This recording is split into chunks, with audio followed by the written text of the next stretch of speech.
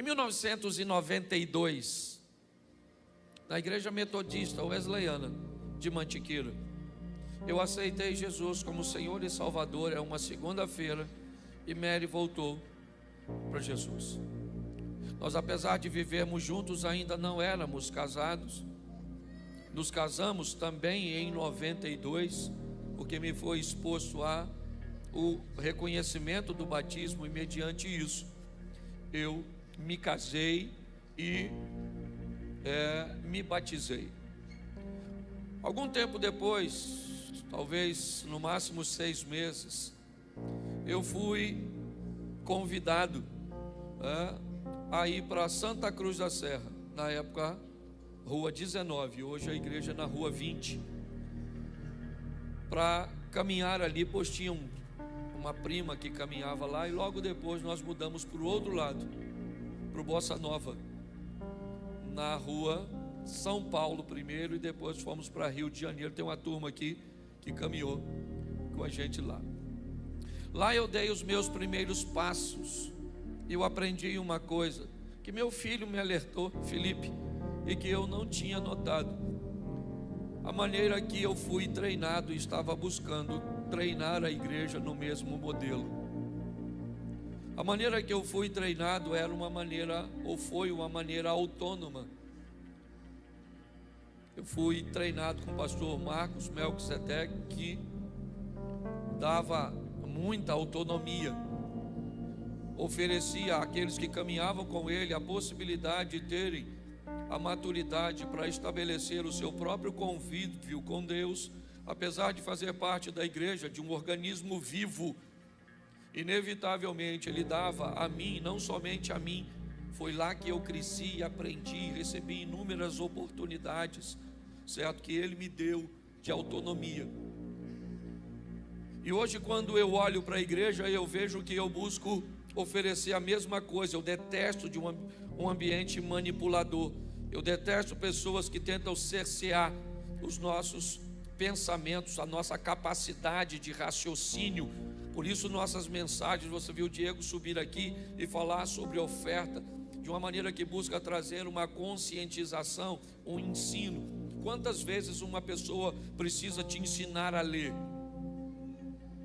A quantidade suficiente até que você aprenda. Depois que você aprende, não há mais necessidade de ensinar você a fazer aquilo.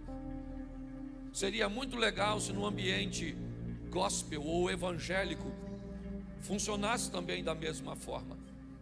O ensino fosse o suficiente até que a pessoa aprendesse. Ao contrário de uma escola comum, não há nenhum impedimento maligno para que você execute, para que você faça. Porém, no ambiente religioso, nós temos sempre um grande opositor, um grande adversário, que por mais que você saiba tudo aquilo que você tem que fazer, forças serão empregadas para te impedir, usando você mesmo, usando o mundo espiritual diretamente sobre você, mexendo com suas emoções, com seus sentimentos, e por que não dizer até com seu corpo, tendo o poder de oferecer dores e outras coisas mais. Mas também pode usar aquelas pessoas que estão perifericamente aí ao seu lado, filhos, cônjuges, vizinhos, amigos de trabalho. Inevitavelmente, quando o assunto é igreja, não basta falar uma vez. Nós temos que basicamente o tempo inteiro utilizar a didática da repetição. Isso é bíblico. Eu não sei se você já reparou. Se você vai ler, por exemplo, Reis e Crônicas, é praticamente a mesma coisa contada por uma ótica diferente. Se você abre o Novo Testamento, você se depara, por exemplo, Mateus, Marcos, Lucas e João, narrando praticamente as mesmas coisas. Se você vai olhar, por exemplo, Atos dos Apóstolos ou as cartas paulinas, você vai ver o apóstolo Paulo repetindo coisas que os seus ouvintes já sabem, porque estavam no Velho Testamento, mas Paulo está trazendo a memória das pessoas, porque entende que saber no contexto religioso não é necessariamente estabelecer uma execução diária. Parece que há um lapso, um esquecimento, parece que acontece alguma coisa cuja qual nós não desejamos, cumprir. Na verdade, queremos cumprir, sim, mas muitas vezes nós não conseguimos, e por isso você retorna basicamente todas as vezes para ouvir quase as mesmas coisas. É impossível que o marido não saiba que precisa amar a esposa, que um filho não saiba que precisa honrar seus pais, que pessoas não saibam como é que tem que se comportar, qual é o padrão comportamental, qual é o modelo comportamental, quais são os códigos da nossa comunidade religiosa. A maioria das pessoas já sabe. Colocar em prática, me parece, tem sido o grande desafio de todos nós. Quando eu olho para isso, já vem uns dias que eu coloquei no meu coração de aos domingos ministrar uma série chamada Ingredientes de uma Vida Saudável. E no primeiro momento eu falei da fé, aquilo que faz Deus distinguir pessoas. Deus não escolhe pessoas, não.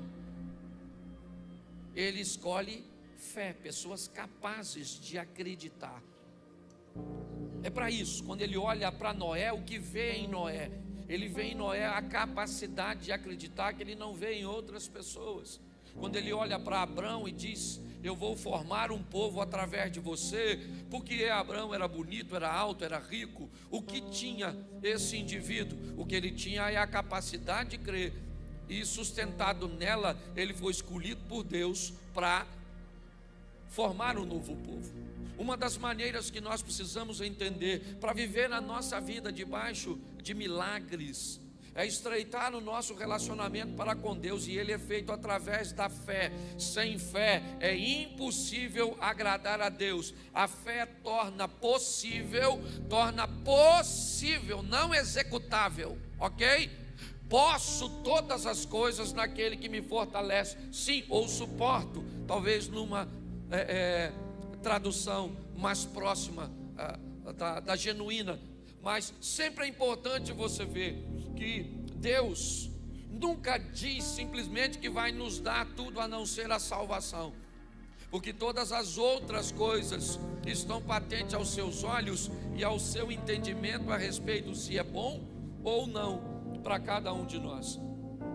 Na minha segunda mensagem, eu conversei com vocês sobre governo. Pastor, por que o senhor está repetindo? Exatamente para trazer a memória. Você quer ter um relacionamento bom para com Deus? Aprenda a ter fé. Por que é que o descrédito é algo extremamente expansivo, grande nos dias de hoje, apesar de não é de hoje que isso acontece? Porque inevitavelmente, como seres humanos, podemos cometer o erro, o equívoco de tratar a Deus, nivelando Deus no mesmo ambiente que nós estamos inseridos. Quando nós olhamos para uma série de instituições hoje, nós olhamos que há uma ausência de fé em nós para acreditarmos nessas pessoas.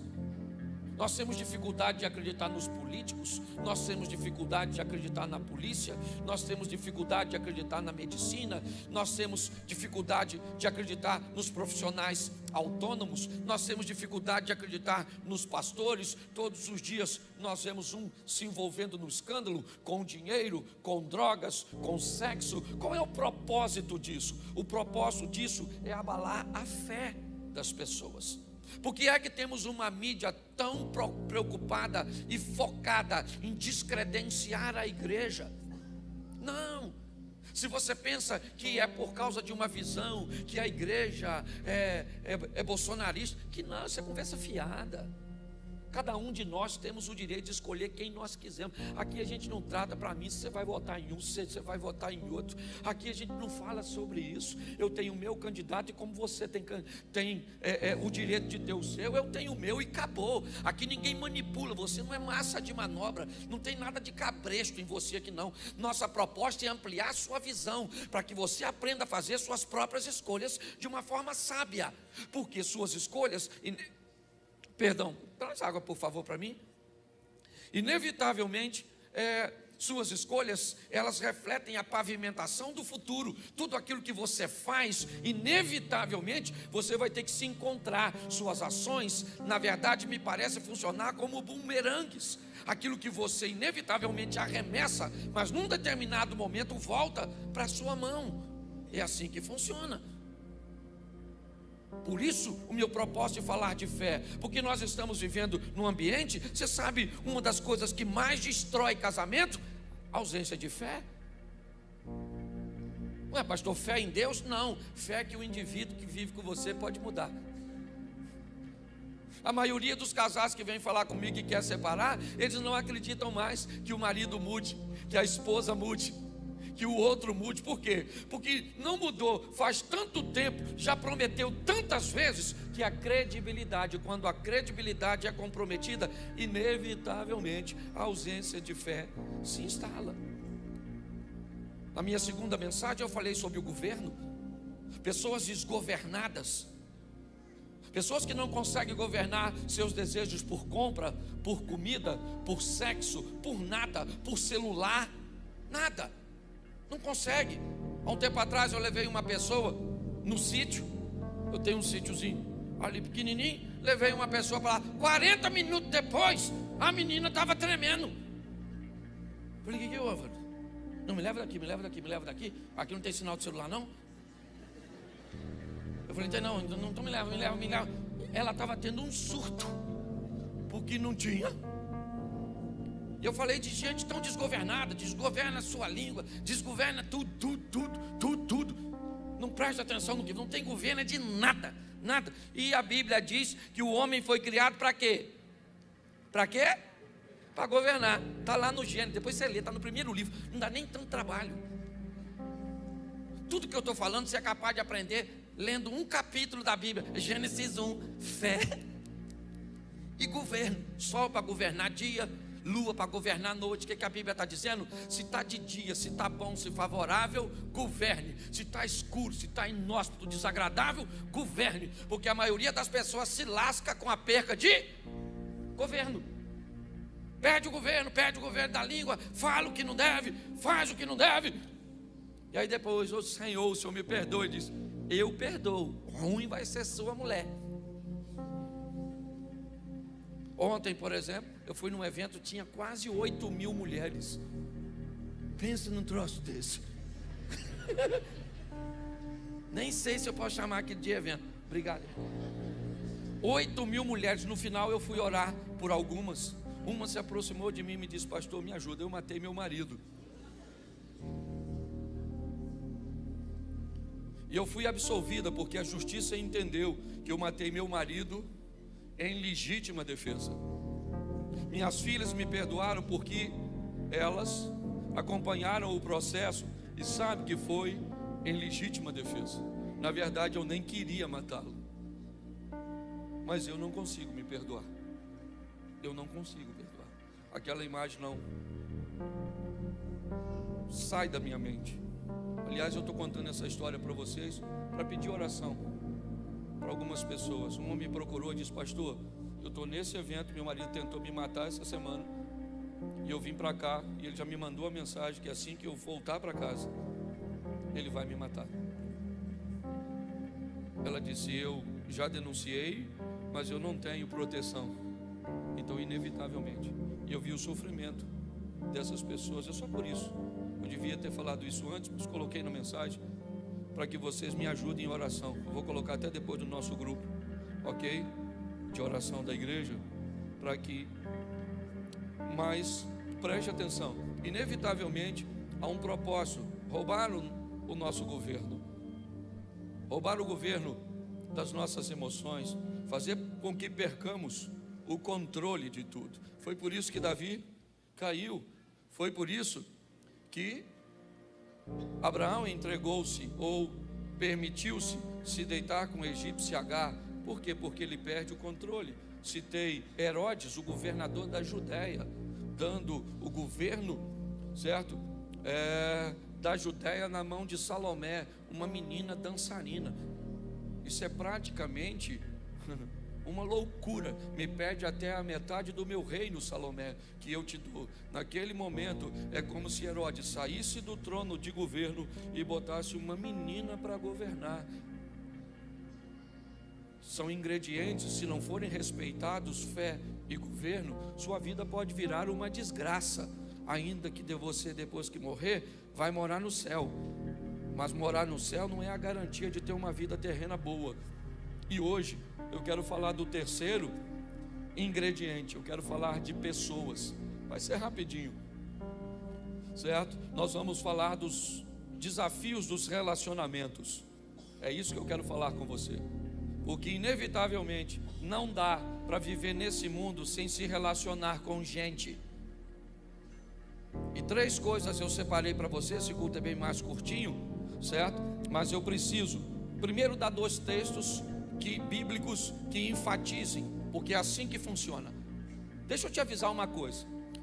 Se você entende um pouco de Bíblia, nunca se sustenta uma tese bíblica pautada em apenas um texto. Nunca.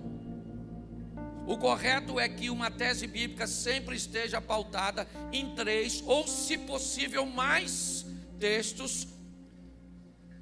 Porque senão alguém pega um único texto contextualizado numa história totalmente diferente e fica fácil enganar você. É como se alguém, imagine, a mulher sábia edifica, aí alguém olha para você e diz: olha, essa frase está errada, vou ler para você direito. A mulher sábia edificar em casa.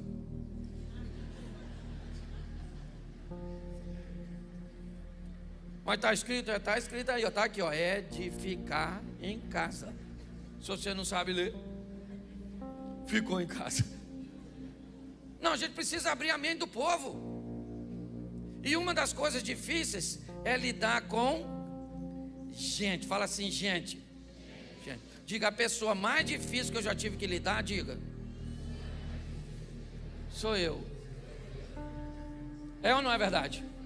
É. Então 2 textos só para você entender. Depois eu poderia te dar mais, mas eu não tenho tempo. Gênesis 2:18, bota aí rapidinho. Não vou passar do horário não, já o povo está saindo para chegar outro. Gênesis 2:18. Quem falou foi Deus. E disse o Senhor Deus. O que Deus disse? Não é bom que o homem esteja? E vou fazer uma mulher, para que ele tenha com ela filhos, para que eles montem uma sociedade juntos. É isso. Irmãos, primos, tudo isso vai surgir dessa primeira família, porque para Deus não é bom que o homem esteja. Aí algumas pessoas querem viver no isolamento. Você tem um direito, só que não é bom. Porque se Deus diz que não é bom, não é bom. Agora cá convenhamos, tem as coisas boas de se relacionar. Bom, tem coisa boa em ter marido, tem ou não? Mas tem coisa ruim em ter marido? Tem coisa boa em ter esposa, marido? Mas tem coisa ruim? Tem coisa boa em ter filho? Mas tem coisa ruim também? Isso aí. Tem coisa boa em ter sogra?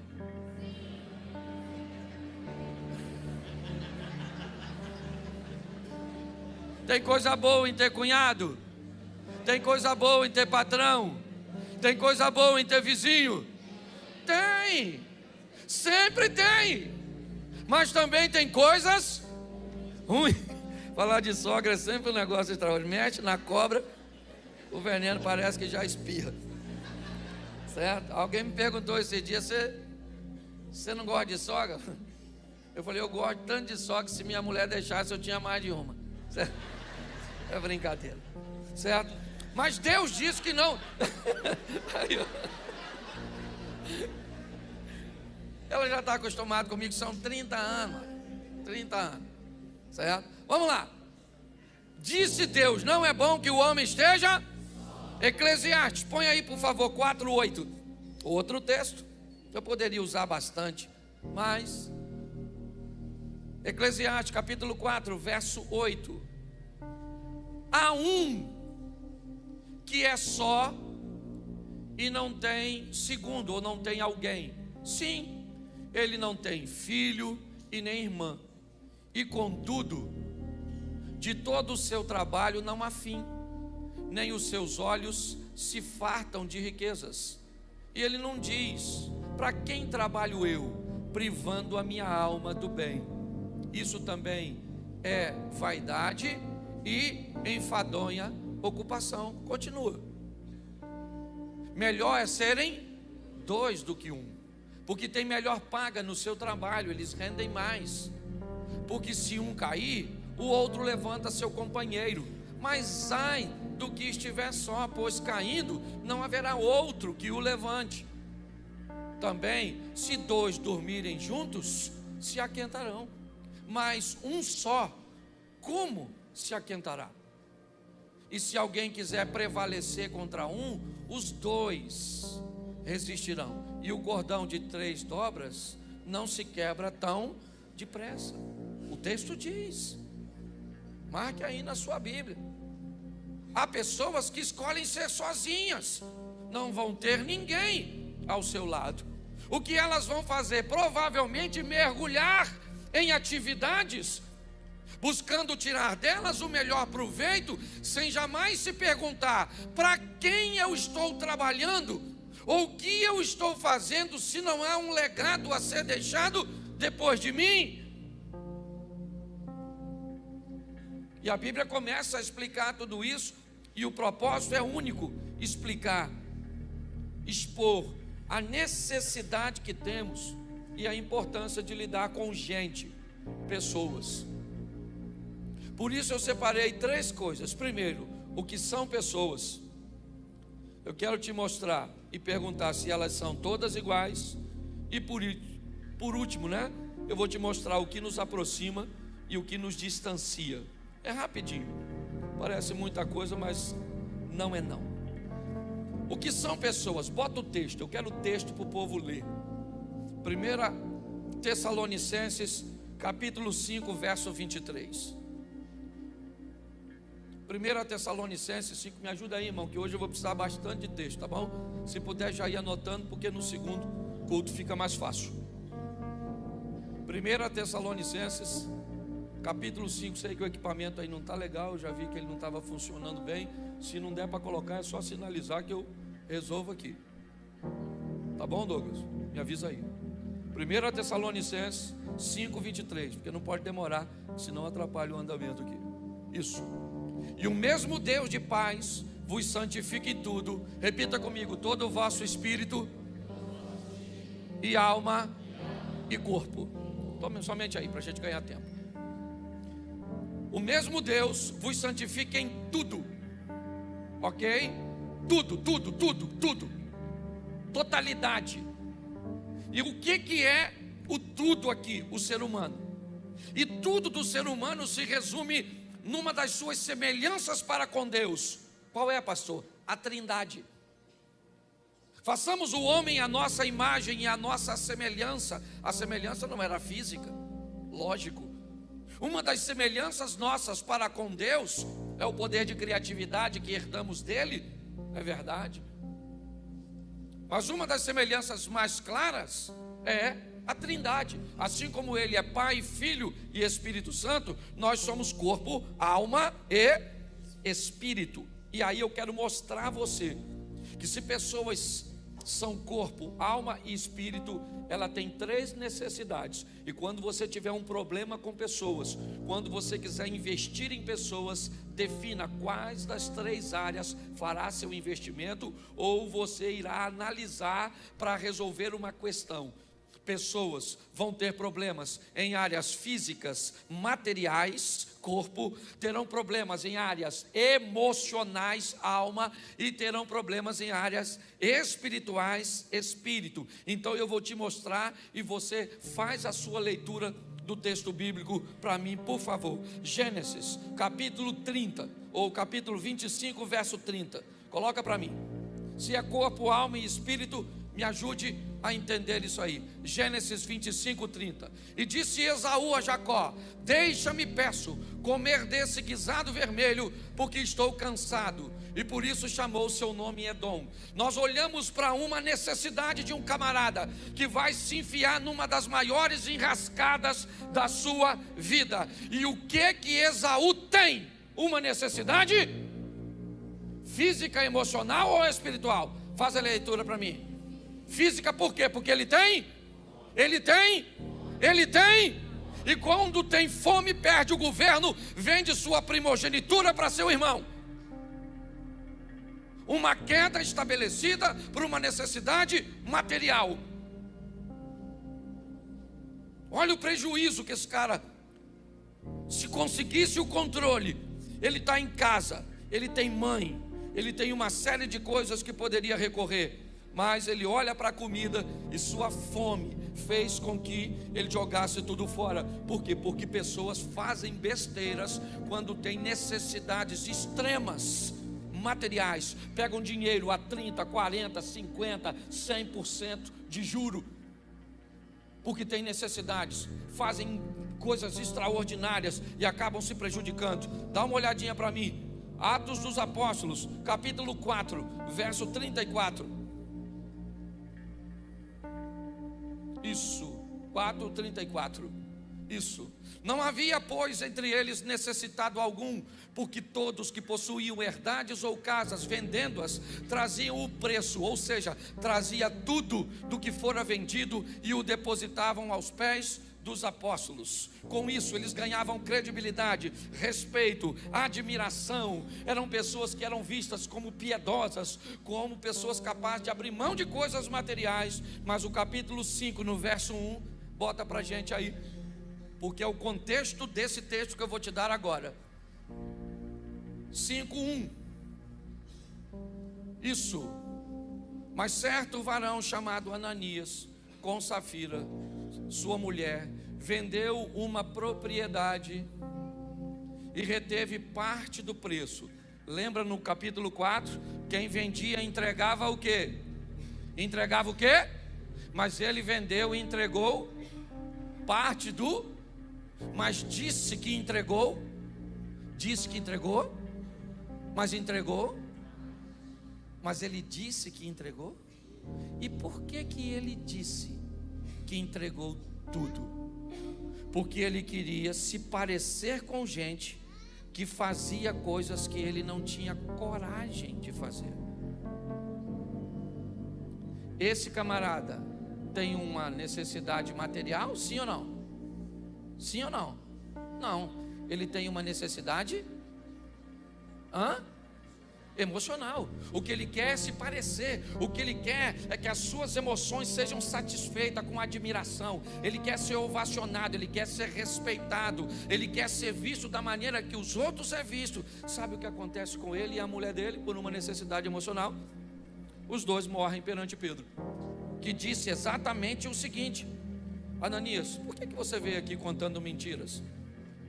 A propriedade não era sua, cara. Vendendo você ficava com o dinheiro todo, ficava para você. Ou então vinha aqui e dizia: olha gente, eu vendi por 50 mil, mas eu só vou dar 25, porque eu estou precisando do restante. Beleza, ninguém está te pedindo nada. Muitas pessoas, e tem gente caindo, certo? Vivendo coisas muito ruins por suas necessidades emocionais. Pessoas que precisam de aceitação, pessoas que não toleram o potencial de outras pessoas, pessoas que... Mas é um negócio horroroso essa parte, essa necessidade das nossas emoções que fazem parte de nós. Nós não temos como abrir mão disso. O que temos que fazer é voltar na mensagem anterior, que falávamos de quê mesmo, gente? De quê? De governo. Governo minha vida. Eu já falei isso aqui. Eu fui jantar com o Mary uma vez. Na hora que veio a conta foi R$3.500. Um negócio de um tal de um fundi, que nem comida direito era. Lembra, Mary? A gente devia estar umas 12 pessoas. 3 contas 500. Eu falei: o que é isso? Naquele dia eu falei para ela, eu não podia brigar com ela, porque quem tinha convidado ela para ir era eu. Porque se fosse ela que me botasse numa furada dessa, o bicho ia pegar. Mas ela olhou para mim, como quem disse assim, bem feito, lembra? Estou rasgando o coração hoje aqui, filho. E aí depois na hora de ir embora eu falei com ela, querida, olha só, nunca mais nós saímos com esse povo para comer, nem para tomar água, quanto mais para comer. Você tem que aprender a se controlar a necessidade. Só que preste atenção, ela é só gente da alta, né, Jane? Nossa, eu me senti importantíssimo. Mas custou.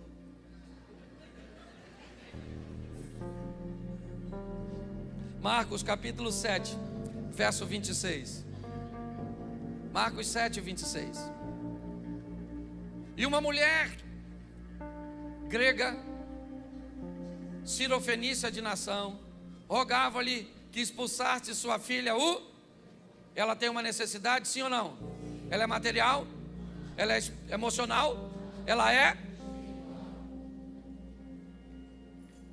Dá para você entender? Gente tem necessidade material, emocional. Quando sua mulher der um chilique, ou seu marido, porque o homem também dá chilique, sim ou não? E hoje dá até mais do que mulher. Pergunta, não pergunta audível não, pergunta aqui, quem está aí?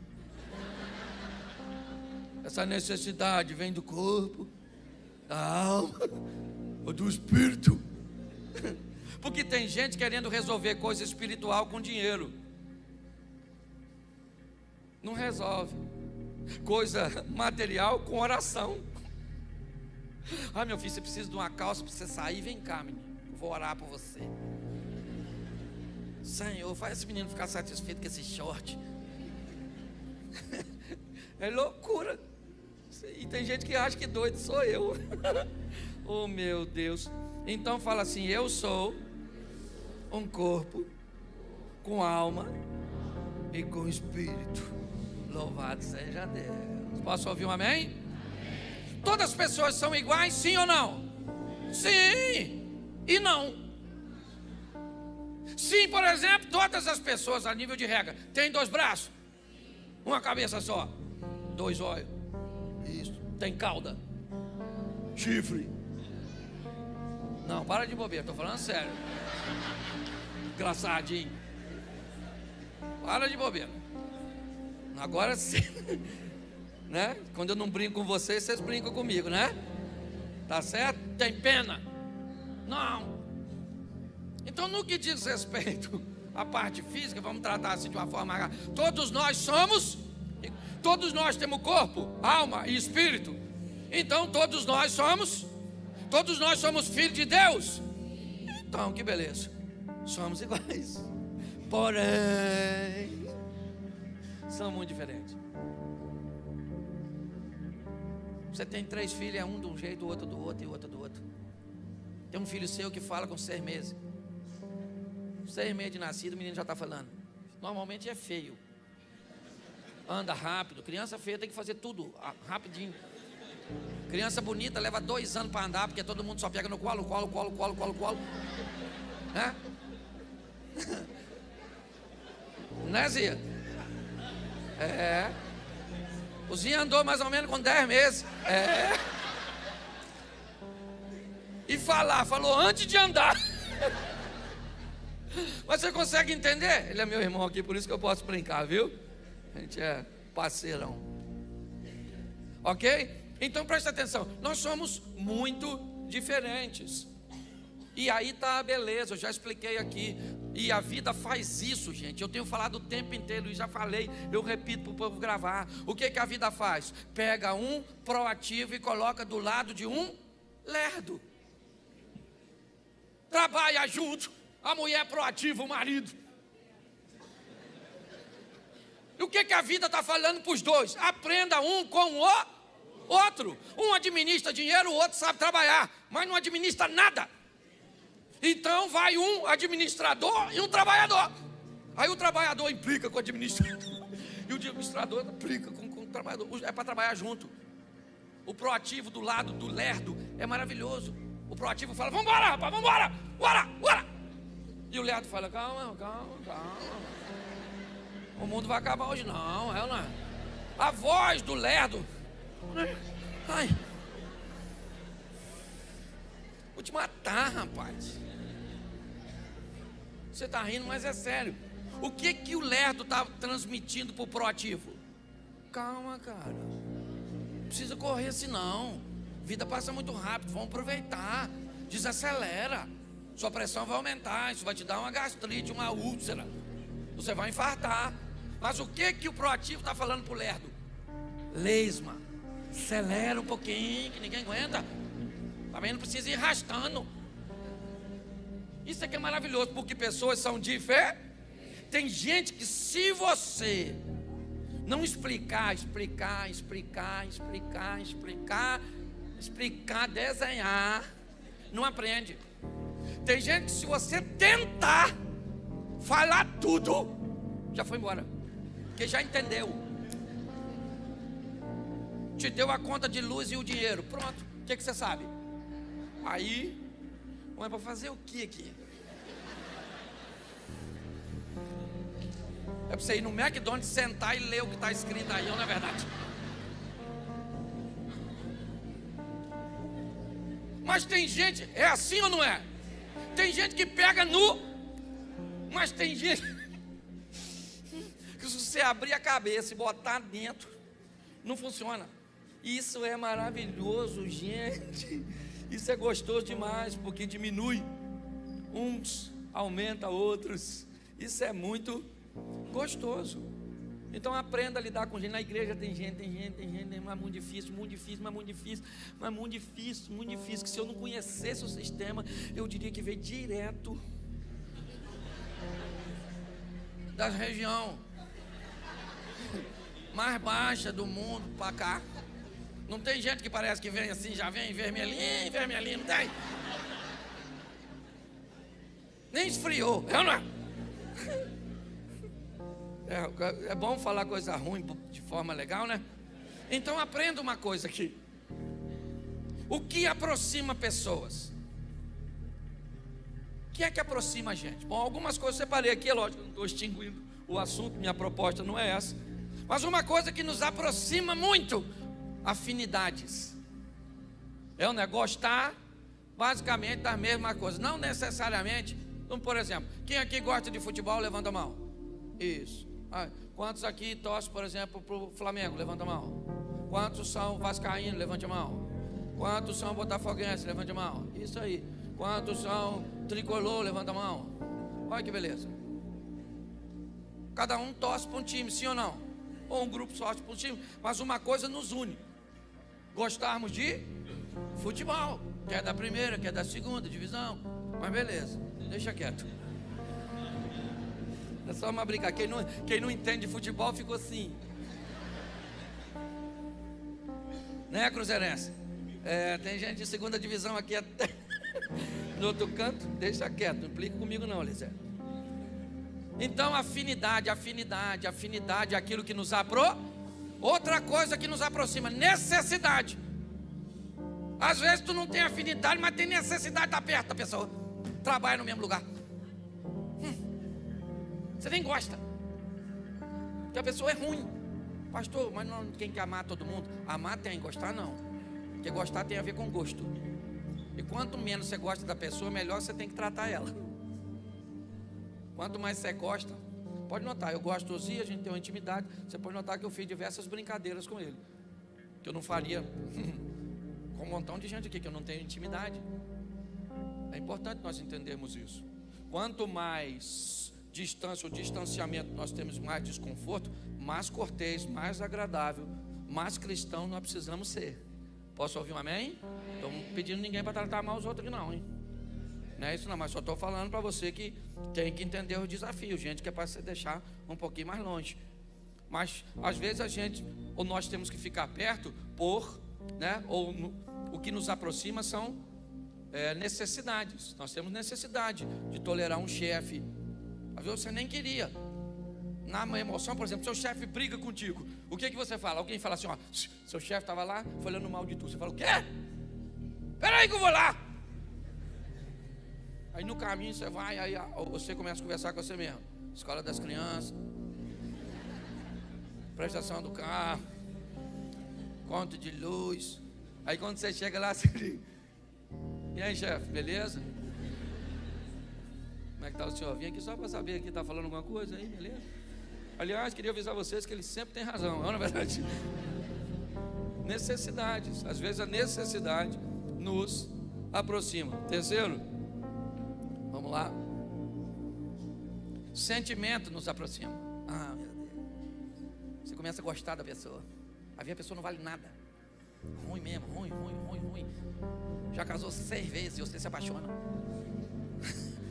Eu queria perguntar a você uma coisa.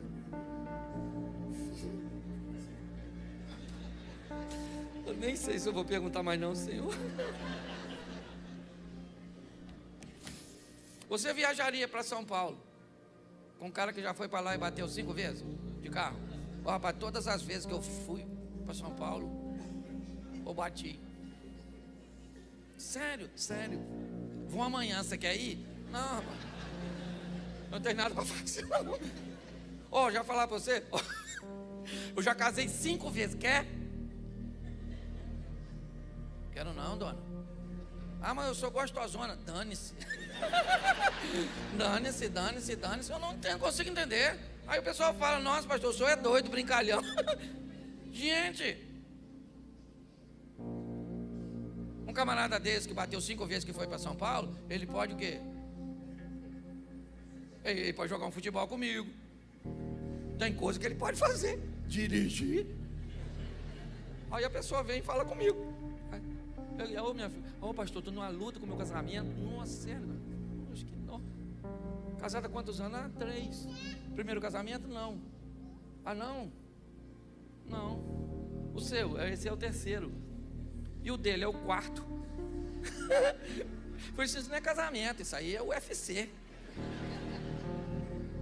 A pergunta certa não é se vai dar certo ou não, é só quando vai dar errado, que a gente já sabe que a via de regra é isso que vai acontecer. Mas sentimento nos aproxima. Às vezes é um sentimento de amizade que você nutre pela pessoa.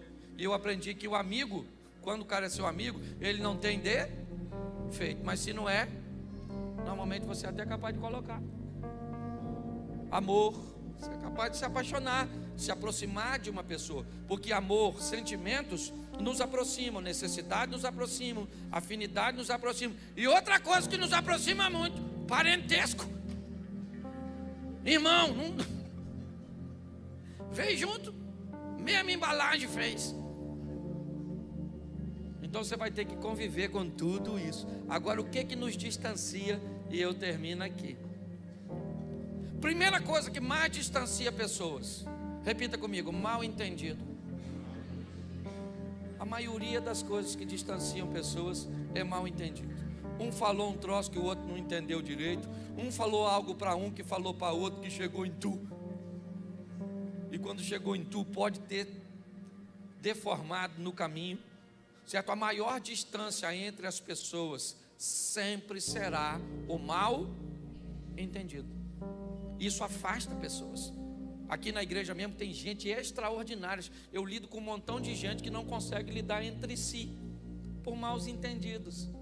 Um falou, o outro disse, que o outro disse, que não sei o que um disse, que o outro falou, que o outro viu, que o outro viu. E se você procurar a prova, não existe. É só um que diz que teve uma sombra que passou, que escutou um negócio que foi mais ou menos assim, e que não sei o que, mas você viu? Não, eu não vi. Quem viu foi fulano, mas eu acho que ele até já morreu, porque eu não lembro nem o nome de quem viu. E eu fico nesse fogo cruzado, tendo que apagar incêndio que eu não sei nem onde começou.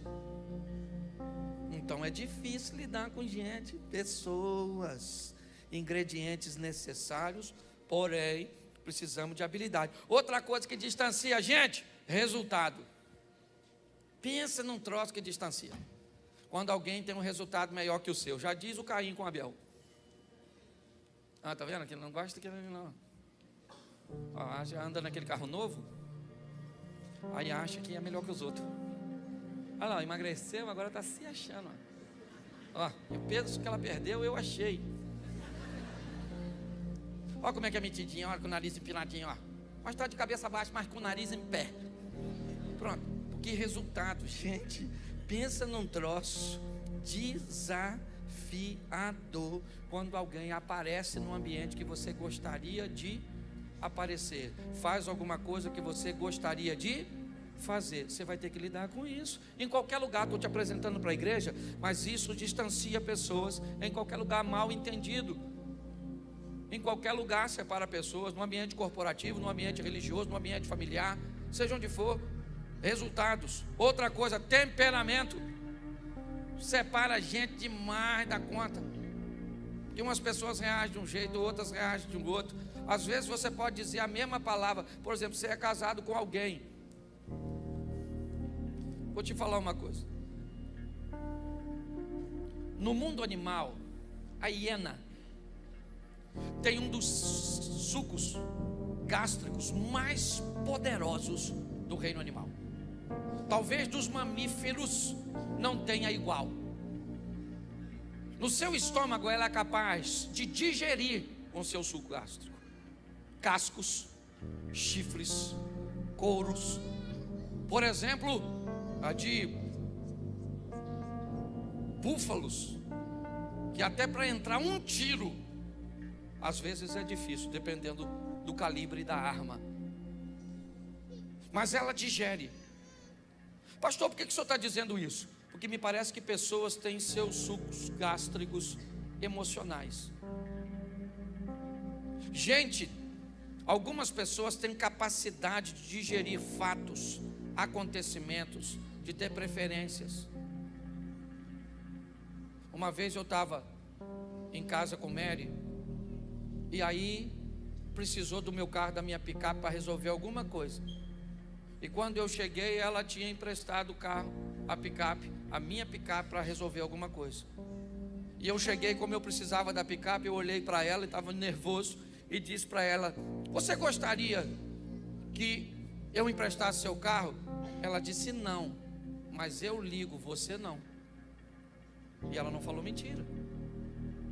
O que me deixou naquele momento talvez um pouco desconfortável foi porque eu precisava do carro, mas eu não ligo. Então, se eu não ligo, ela pode emprestar meu carro, mas eu não posso emprestar o dela, porque tem coisas que eu não ligo, mas ela liga, e vice-versa. E nós vamos aprendendo a conviver, porque pessoas são de fé, e isso muitas vezes nos separa. E por último, intolerância, preconceito. Nos separa demais esse troço. É um troço terrível. Eu estabelecer um preconceito porque você tem a pele mais escura do que a minha. Eu vou estabelecer um preconceito porque você é uma mulher e eu sou um homem. Eu vou estabelecer um preconceito porque você é um homossexual e eu sou um hétero.